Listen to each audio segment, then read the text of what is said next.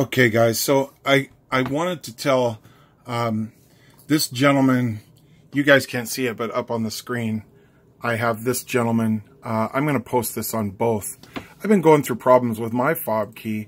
So both this gentleman here, Peter Zafra, and this gentleman who does iRepair's autos.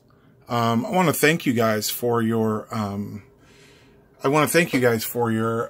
time you take to make these great free videos. YouTube is such a phenomenon, such a phenomenal thing too. But I wanted to, I'm watching for iRepair's autos. I'm watching the fix for Mercedes Key-Fob not working, and for the other gentleman, Peter Zafra, Mercedes-Benz Key-Fob remote problems, ESP malfunction. I've been watching those two, and between the two of you, you gave me some great information that helped me out, and I just wanted to share this in the hopes that so many people, I'm reading all the forums and things, and people run into problems like this. I thought that I would just add this because through talking with the dealership and other people at the auto parts store, I realized I haven't seen a video about this, but a lot of people have been experiencing the same problem. So just real quick, I'll show you. Here is, I have a Mercedes-Benz 430 CLK. You can see that this fob has seen better days.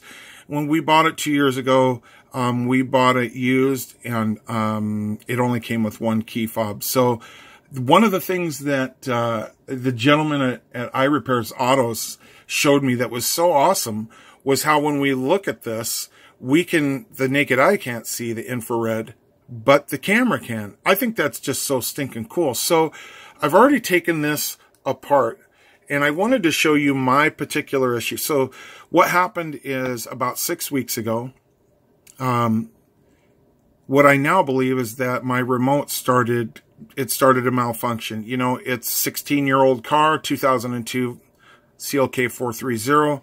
And, you know, I mean, this has seen 16 years of daily driving, you know, normal automobile use. There's probably, I think there's about 100,000 miles on the car, which is actually low for a 16-year-old car, but that's still plenty of driving, plenty of use with this keys, and having a little bit of damage that opened that up, that water and moisture could get in there, probably hasn't helped matters at all. But so so what happened is, you know, I'd never really looked at this, and I hadn't thought about it because my remote for like my Viper alarm that's on my 300ZX, I just plug it in and charge it. I hadn't thought about it really at all.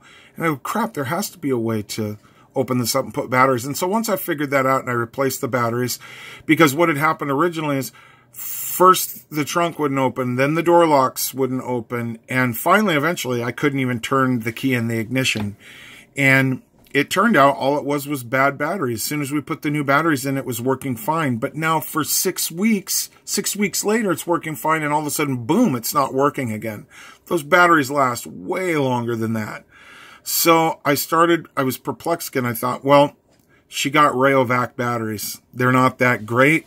Maybe they're just, you know, maybe they were old. Maybe they were, you know, who knows. So I put new batteries in it, but absolutely nothing. So I wanted to show you guys this. I wish I had something to hold my cell phone, but so here's the way this one works.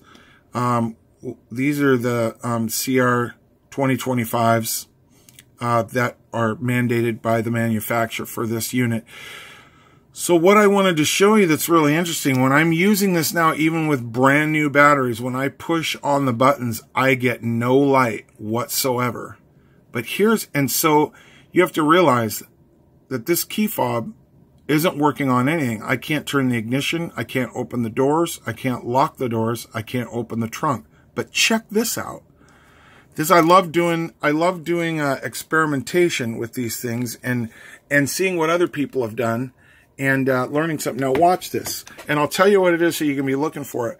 When I push the key in to start with, I get one light up of the LED light. Watch. You hear the click? Boom. One light up. Now I can take this key down there, and I can put this in the ignition. It will start one time. In fact, if I leave the car in the ignition, you know how when you put the key in the ignition, there's some mechanism in there that is telling the computer that this is the right key and it matches. You can hear this little click noise. And I can turn the car on, turn it off, as long as I don't pull this key out of the ignition after just pulling the battery compartment out, sliding it back in, getting that one red light on the LED, it will start. As soon as I pull it out of the car, put it back, try to put it back in, it will not start. I have to pull the battery compartment out, slide it back in, and then it will start again. My wife's having the hardest time in the world with her nails being able to do this. But look at this. This is cool. I'll put it under my desk so you can see this. So you can see there's no lights on the LED at all. Do you see that? Now watch this. If I press this button at the top, which is normally the lock button, now let's look at that LED. We got nothing, right? If I punch the trunk lock and we look at it, we have nothing. But watch what happens when I press the unlock button. Press that unlock button. Oh, and wouldn't you know, I'm going to film it, and this one time it's not going to do it. What it's been doing and what I discovered, there it is. I press the lock button. That LED is constantly going. I can't do anything to turn it off except slide the button out of there. So I don't know exactly what this tells me about my key fob, other than it's bad. And I feel fortunate. I have the blade that goes in it. So to replace this at my local, the Bellevue Mercedes-Benz in Bellevue, Washington, is $189, which is a lot better than some. For some reason, if you have the blade, it's far less expensive. That's, I think, something important to know. I have seen where the little, I actually took the circuit board out of here. They slide out pretty easily. But I'm sure somebody that knows more could tell me what this means. They might even know what I need to do to clean that inside, or what's going on, what this is telling me about the key fob. But I thought this might help somebody else. You know, if you're here's the main thing.